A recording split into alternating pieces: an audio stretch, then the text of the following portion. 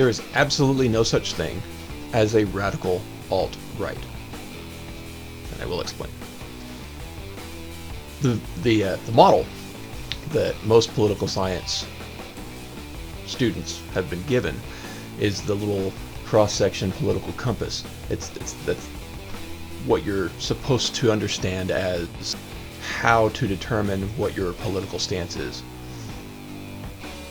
which is wrong, because government isn't a four-way street. Government is a gradient scale. I was given the model when I was in school, and it didn't really. It's supposed to categorize how you believe politics should be, or where you stand on political on the chart. It's wrong, because what if I agree with one thing but I disagree with another one? Now that puts me in the wrong political spectrum that I shouldn't be in the first place, because I don't identify as that at all. That's categorizing people into places they don't need to be. It's more of a gradient scale. You're either for more government or for less government. And you can't really be a radical non-ist, if that makes sense. If you're, I mean, I guess you could be radically for less mayonnaise, but then the false dichotomy is, are you for more or less mayonnaise or more or less mustard? No. Less. None at all. I am a mayonnaise absolutist. No mayonnaise at all. But the chart we've been given is wrong. And I'll post a link in the description. There's a video called Overview of America that explains we've been having the wrong argument for the last 100 years. It's not a political compass. It's a gradient scale, with the more government being on the left, less government being on the right, and a radical thing called a republic somewhere in the middle. I'll just let the video play, and check this out. Confusion that has been spread about the political spectrum. Many have been led to believe that the political spectrum places groups such as communists on the far left, fascists or dictators on the far right, and political moderates or centrists in the middle. However, a more accurate political spectrum will show government having zero power on the far right to having 100% power on the far left. At the extreme right, there is no government. The extreme left features total government under such labels as communism, socialism, Nazism, fascism, princes, potentates, dictators, kings, any form of total government. Those who claim that Nazis and fascists are right-wing never define their terms. This amounts to spreading confusion. Toward the middle of the political spectrum can be found the type of government limited to its proper role of protecting the rights of the people. That's where the Constitution of the United States is. Those who advocate such a form of government are really constitutional moderates. So let's analyze the basic forms of government. They are monarchy or dictatorship ruled by one, oligarchy ruled by a few, democracy ruled by a majority, republic ruled by law, and anarchy, which is ruled by no one. Oligarchy, which is ruled by a group, is the most common form of government in all history, and it is the most common form of government today. Most of the nations of the world are ruled by a powerful few, and therefore oligarchy remains. At the other end, we find anarchy, which means without government. Some people have looked over history and found that many of its worst crimes were committed by governments, so they decided that having no government might be a good idea. But this is a mistake, because as the ancient Greeks stated, without law there can be no freedom. Our founding fathers agreed and held that some amount of government is a necessary force in any civilized, orderly society. In a state of anarchy, however, everyone has to guard life, liberty, and property, and the lives of family members. Everyone must be armed, and movement is severely restricted because one's property has to be protected at all times.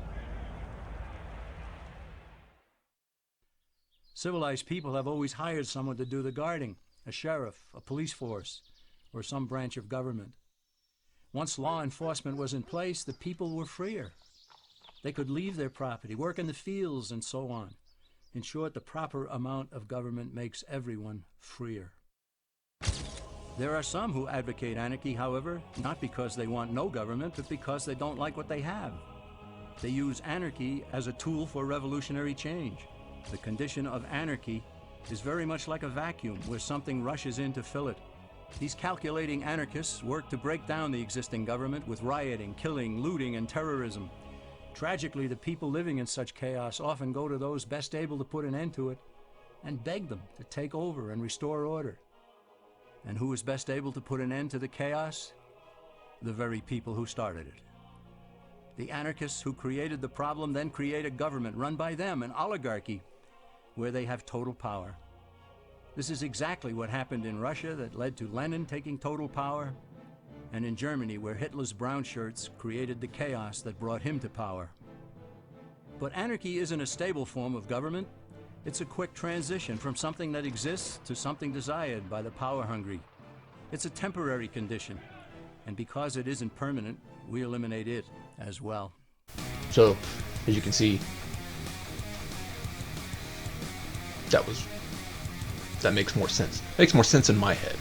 I hope it makes more sense in your head too. We're having the wrong discussion. We shouldn't be talking about how great government should be if these things happen. It should be how great should government be if we just followed the original document in the first place. We don't need more laws, we just need to address the laws that are already on the books.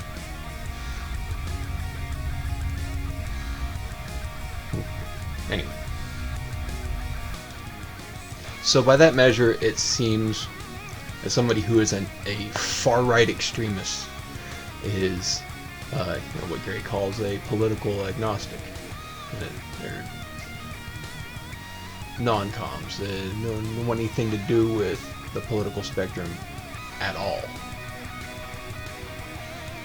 So, again, you can't be radically for a zero, it's almost like a radical negative. There's a skit from Futurama where Fry's going to join the apathy party. Someone asks, you want to join the apathy party? It's like, yeah. The guy's like, you're in. And Fry's like, really? The guy in the apathy party's like, now you're out. And Fry's like, yeah, whatever. And the guy, the apathy party's like, hey, you're back in.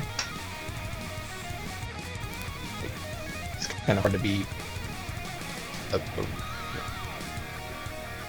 somebody who's radically for less of something. But, surprise of surprises,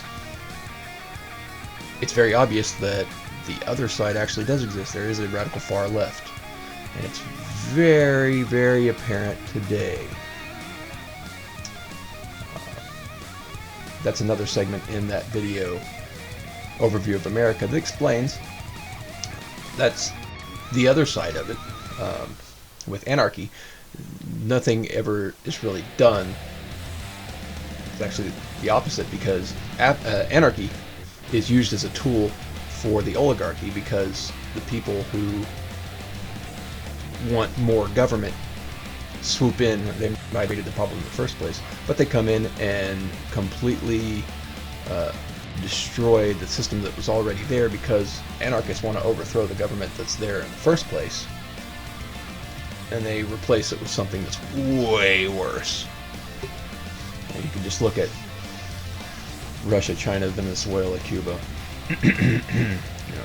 That absolute Yahtzee Che Guevara that college students think is such an edgy and hip guy.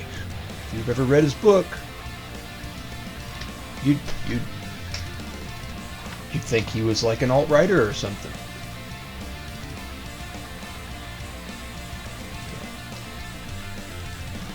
We've been wrong. We've been wrong this whole time. Go figure that the educational system is incorrect, quite possibly on purpose. Check out the video. It's pretty cool.